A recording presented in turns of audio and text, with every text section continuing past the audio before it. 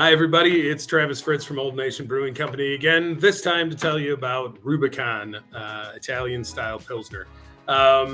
Rubicon Italian-style Pilsner is something that we released last year in October as a kind of a one-off, but the response has been so great that we went right back in at the end of October and brewed another batch. That has completed as of the 3rd of January, and we will be shipping that to our Michigan distributor on the 13th of January. So that following week, you should be able to look for that to come back out into stores. Very briefly, Italian-style Pilsner is actually just based off of two different examples, and really one example of Pilsner that's brewed in Italy now.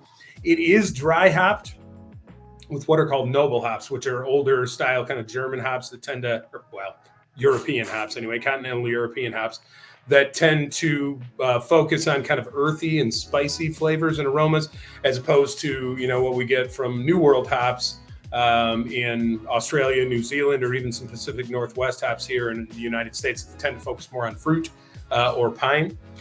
So again, it is dry hopped.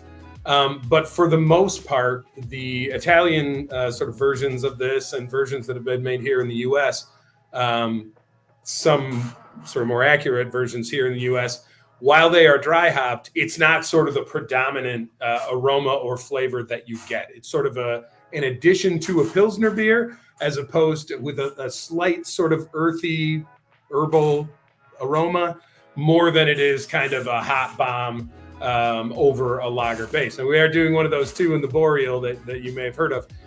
But for Rubicon, it really is about respecting the style of continental European Pilsner and giving it really just another aspect of flavor and aroma, again, as opposed to like a hard pine or hard tropical fruit or orange or grapefruit or whatever. So for us, it's a big drinker. It is one of the 2 or 3 beers that the brewers will commonly drink after work as they sit around and hang out here, which they often do.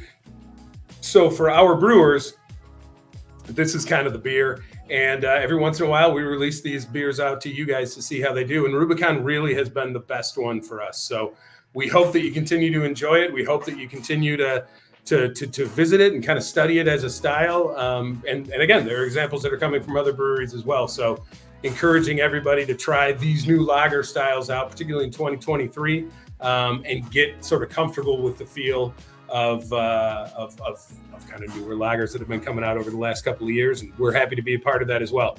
Looking forward to hearing what you guys think about that beer beyond the first release in October. Was a little more hypey, and hoping to hear that in the next week or two.